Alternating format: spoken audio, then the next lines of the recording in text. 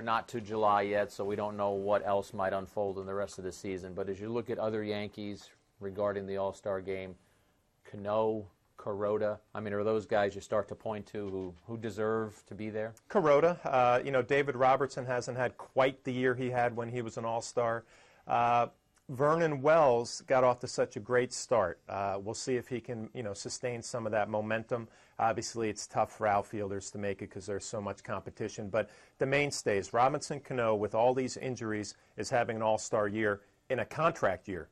And I think we're all concerned a little bit about him coming in and how he would handle the contract talk. It has not been a problem. No, he's done a very good job with it, and is saying all the right things about it, too, by pretty much saying nothing. He doesn't really talk about it. He came in spring training. The Yankees had this big press conference, and I was there for it, and Cano just wasn't going to talk about it. Now, he subsequently changed agents, but I think the Yankees and Cano will come to a marriage somehow. Well, what do you think about the change of agents, though? I mean, a lot of people think that that's a good sign that he's going to get a deal done. How about yourself? I do think it's a good sign. And Scott Boras is a great agent for a number of reasons, a variety of reasons, but I think Cano more comfortable with going with CAA and figuring that could help keep him a Yankee. Yeah. He's going to be a rich young man. Either way. To steal Lou Pinella's line, young man. He's going to be a rich man, whatever happens. But I know from spending a lot of time with him, I spent a couple days with him in Dominican once, spent 9 or 10 days with him in Taiwan.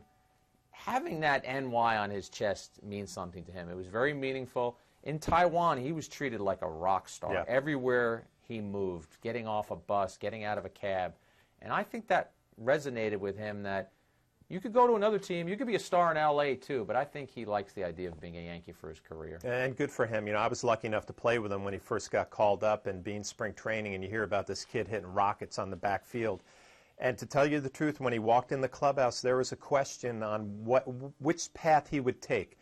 Confident, cocky, some would say arrogant, and very talented. And it's good now that he's coming into a free agent year that he's matured into this great person, a nice young man who respects the game and respects the organization. When he first came up, I don't know if we knew that was going to happen. Now, you're talking about when Cano was a young player. I want to talk about the young players of 2013.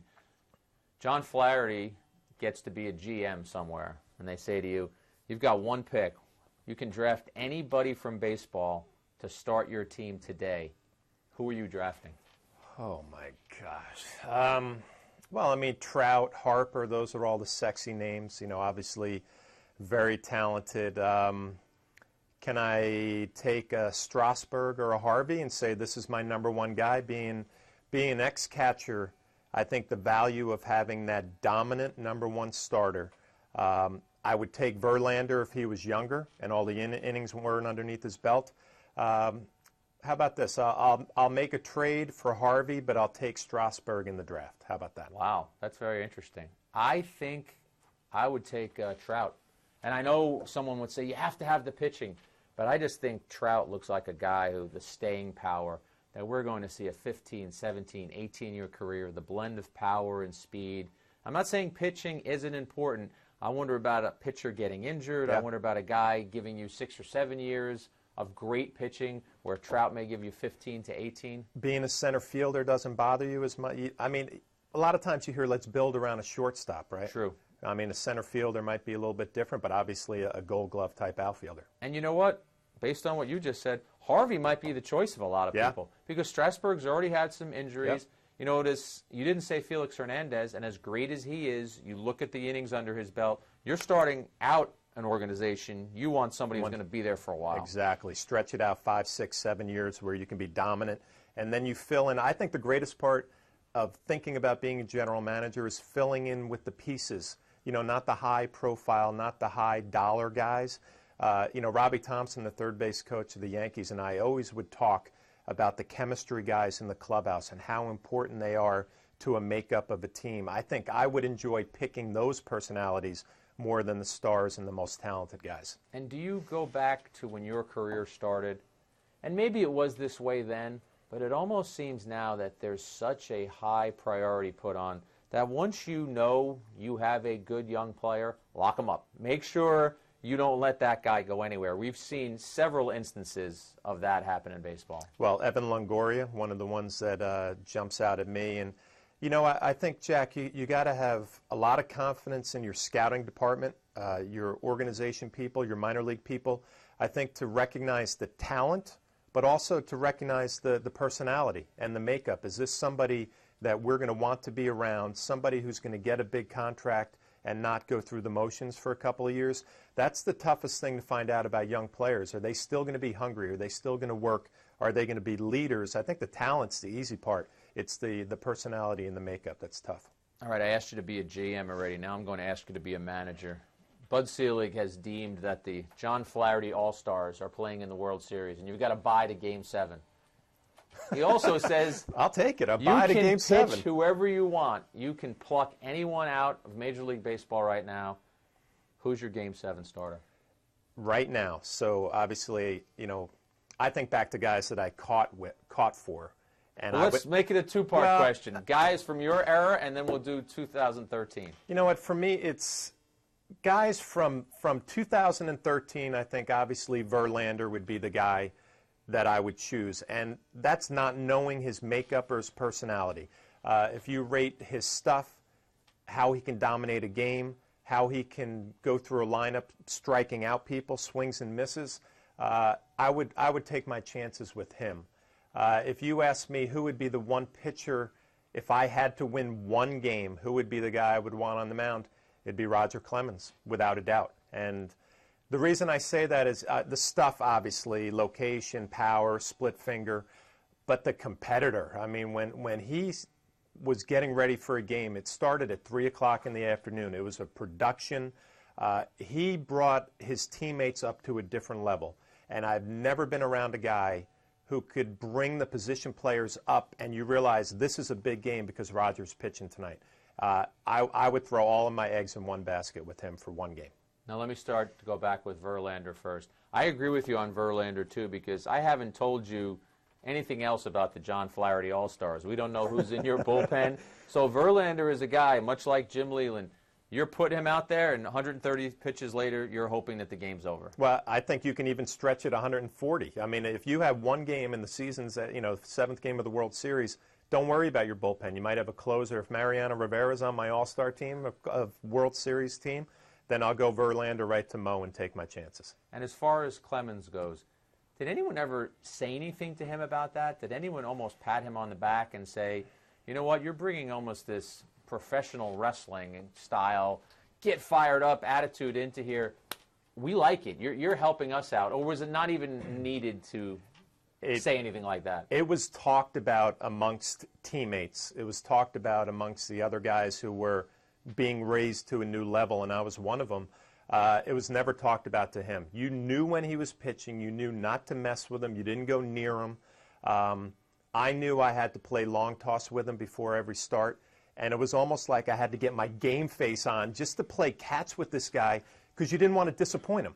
I mean, you would play long toss 200 feet, 250 feet. If you didn't hit him in the chest, he's huffing and puffing and looking at you like, what's your problem? So it was an event. That's the only way I can say it. And win, lose, draw, if he pitched well, didn't pitch well, he gave you everything he had that day. And that's all you can ask from a teammate's perspective. It's interesting to hear you talk about this because one of the things I like to do, still like to do, but more so when I was a newspaper writer, is definitely watch the mannerisms of the guy who's pitching that day. Yeah. And I didn't see it as up close as you did because we'd get kicked out of the clubhouse. But he would come into that clubhouse like a rhino. I mean, he'd come in right to his locker. He usually had a hat on, some kind of ball cap, and then right into the trainer's room to start his day, whatever that entailed. It was, he would get a rub down by the team massage therapist and, had red hot all over his body, come out sweating bullets at 4 o'clock in the afternoon. And also, I'd never seen this before. When he would walk out of the old Yankee Stadium clubhouse, and you remember there was a tunnel there, and visiting players would walk down to the batting cage and would walk right by the clubhouse, he would make sure, have somebody walk out there to make sure that the opponent was not anywhere around. He did not want to look at you. He did not want to have an interaction with you. He wanted to make sure it was straight out to the field, and when he competed, they were the enemy. He did not want to see them before he went out on the field. It was, Jack, it was a completely different level from anybody I had ever played with. And you know what's interesting about that anecdote? You and I have been there, but for folks who haven't been there, in the old Yankee Stadium, from the clubhouse to the dugout runway, 15 feet? 15, yeah. Right, so even if there was someone coming, the fact that he still wanted to make sure that the coast was clear, wow, that's a lot of detail. He could have done a beeline right to the dugout tunnel out to the field, but he did not want any interaction, did not want them to see him. It was incredible. And then, you go to the flip side, David Wells could care less. He would have had a conversation with the opposing cleanup hitter 5 minutes before the game, and he was talented enough to go out there and win. Now, you're talking about some of these guys that I used to have to interview a lot in the clubhouse. You're a guy who grew up in Rockland County, New York. You've followed the New York media. Yep. You always hear, mostly New York and Boston, you hear that the media is very difficult. You've told me that when you came over, you felt it was a different experience. Well, I grew up in the Red Sox system. In 92, 93 as a rookie player up in Boston. The players would tell you, watch out for Jack Curry. That guy's going to get you. Don't talk to him. Be careful with him. So I had a very guarded experience with the media up there. When I got to New York, there was a lot of New York media, but I couldn't get over how friendly the New York media was to the players. And I was almost waiting for the stabbing in the back, when you had a bad day. And I thought the media was very fair in New York, and they treated me great. Now, I was one of those guys who covered you, and I remember... You didn't stab me in the back. I don't remember that. And by the way, when you said they were warning you, stay away from Jack Curry, you were just using that as an example. I was joking. It was Dan Shaughnessy, I think, was the guy they wanted to stay away from. I hope Dan's watching right now.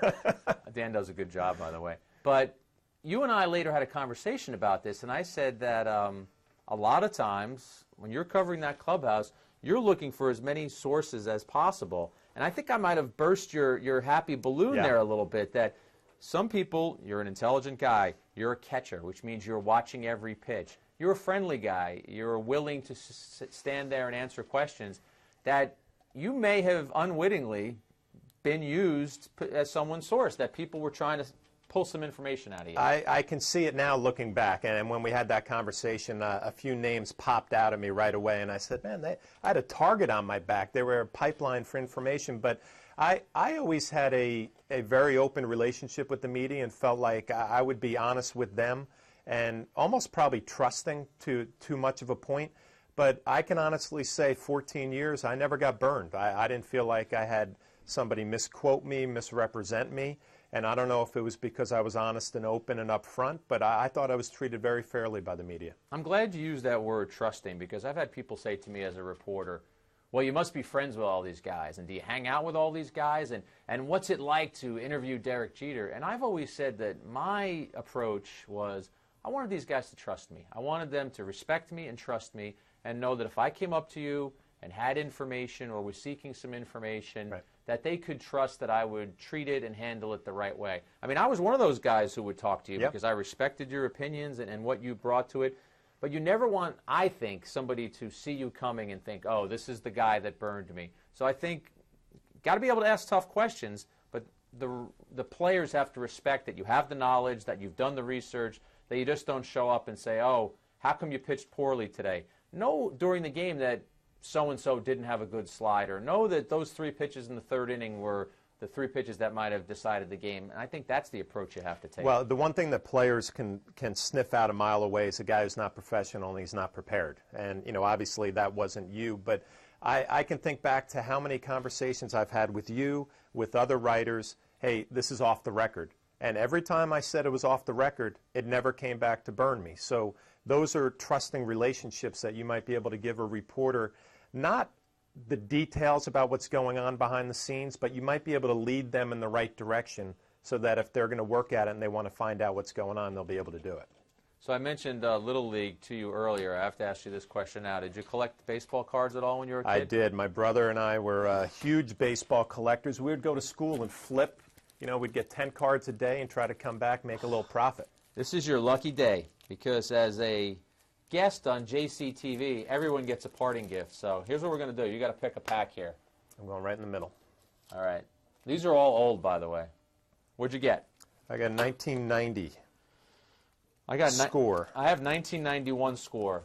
This is my show, my rules, so here's what we're going to do.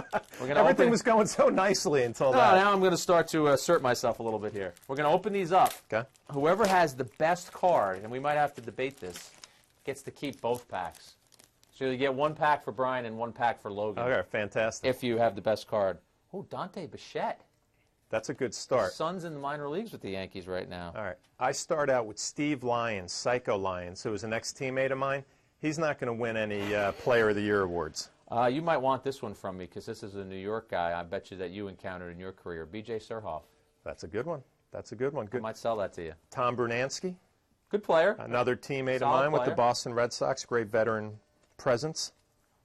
Bill Wegman and Mike Fetters, a couple of veteran Major League pitchers. I'm not winning any awards with those ones. No offense, guys. Jose Oquendo, a nice little infielder. Jay Howell, not going to get it How done. about this, Jack Howell? This is really weird. This game is creating all sorts of intrigue. Mickey Tettleton, another ex-teammate. But I think my best so far is going to be Mike Scott. That's a good one. He's had a good career. I got Dante Bichette, but you see, I knew this was going to happen. This is where this gets a little tricky. I've got Ken Griffey Jr. and Ryan Sandberg, but these are not real Ken Griffey Jr., Ryan Sandberg cards. They're kind of like these extras that they would give, the franchise. So I'm eliminating these. I'm not counting these. Who's your best? My best is going to be Kirby Puckett. I just found him at the bottom of my pile. That's There you go. tough to Brian beat. and Logan are going to have a very exciting day. You win. Thank Kirby you, Jack. Puckett's a Hall of Famer. He's a He Hall wins. of Famer. Well, I got it. Appreciate it.